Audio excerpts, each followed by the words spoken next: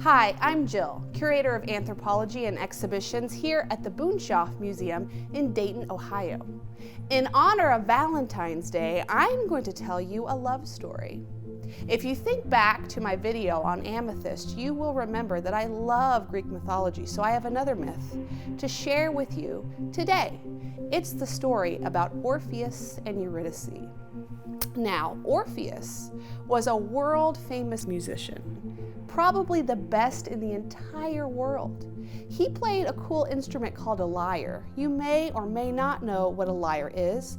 It's kind of like a small U-shaped harp that you would hold in your hand and play.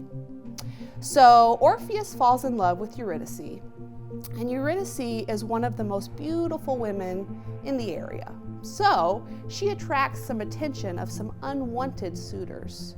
One day she's fleeing from them across a field, and she steps on a nest of vipers, and she gets bitten by one of those snakes, and unfortunately she dies. Eurydice is so sad to go, but she goes to the underworld, and Orpheus, who loves her, follows her down to the underworld until he finds the king and the queen, Hades and Persephone. Now, he tries to plead with them to bring Eurydice back with him. So he decides to play them a song. Hades, who is kind of known for being a tough guy, is so moved by the song that he cries. And as his tears hit the ground, they turn into iron. Hades decides, yes, because you're such a beautiful musician, you can bring Eurydice back with you on one condition. You cannot look back until you reach the surface. So Orpheus begins to leave the underworld, and he's almost out. And he's overcome with anxiety, and he looks back only to see Eurydice fall back down to the underworld, and he never sees her again. Pretty sad, right? Do you think that's how iron actually forms from the tears of Hades? That's what the ancient Greeks thought. So what is iron? Iron is actually a type of elemental metal. It's one of the most common found in the entire world. It's found in the Earth's core, and as the Earth formed, kind of seeped out into the crust, and now it can be found in lots of locations. I have something to show you today called hematite. Hematite is a type of iron. It's an iron oxide, so it's actually made up of both iron and oxygen. Because it is a metal, it's super heavy and hard to move. I don't have a lyre to show you today, but the museum has lots of other really cool instruments, like this flute. This is actually a cording flute. It was made in the early 19th century on the American plains. And flutes like this were actually used to play love songs. And a man would play a song on this flute to a woman that he really liked. And by the end of the song, she was supposed to have fallen in love with him.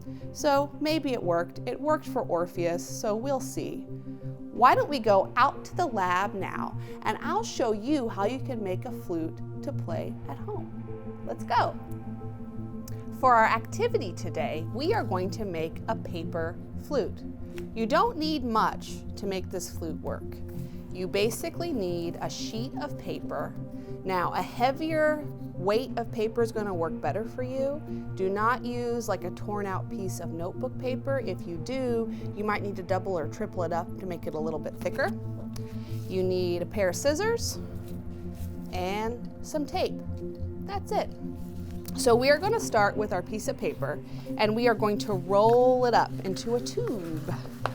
So we're rolling it up into our tube. Straighten out the edges here. Kind of stick your finger in there and kind of tighten it up if you can. So here's our tube. We're going to take our tape and tape a piece at the top, a piece at the middle, and a piece at the end. Step one, we have our tube. Now, next we're going to cut our hole, okay? So you want to look inside and see where you have the end of your paper. And you want to cut your hole kind of opposite of that end.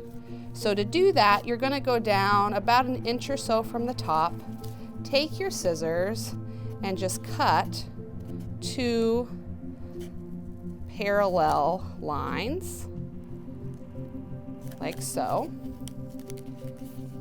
And then you'll have this thing going on here.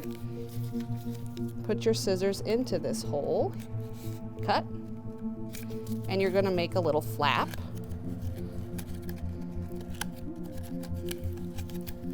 Like so.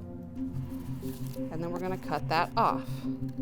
Now, if you have this so far, nothing really. So this next step is critical.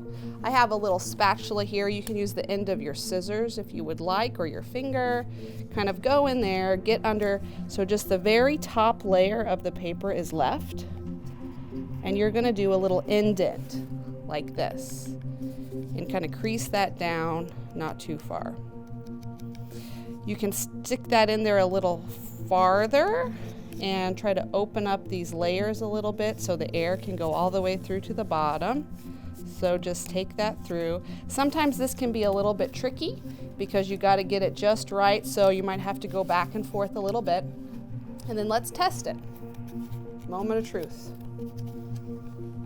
What do you think? Might work. Nope. Got to keep kind of finagling it a little bit here. I don't know, is finagle a word? Probably not. We're fine. This is where it's going to get tricky, guys. 20 minutes later. All right, so here we go. We have our paper flute. Now remember, don't get discouraged. It can take a little bit to get the paper to work. When you do blow in it, you need to have your bottom lip lined up with the edge right here and your top lip over the top. So you kind of have it flat right here. You can also add more holes all the way down if you want to change the notes. Make it how you like it. If you liked this video, make sure to subscribe to our channel, give us a thumbs up, and I'll see you soon. Bye!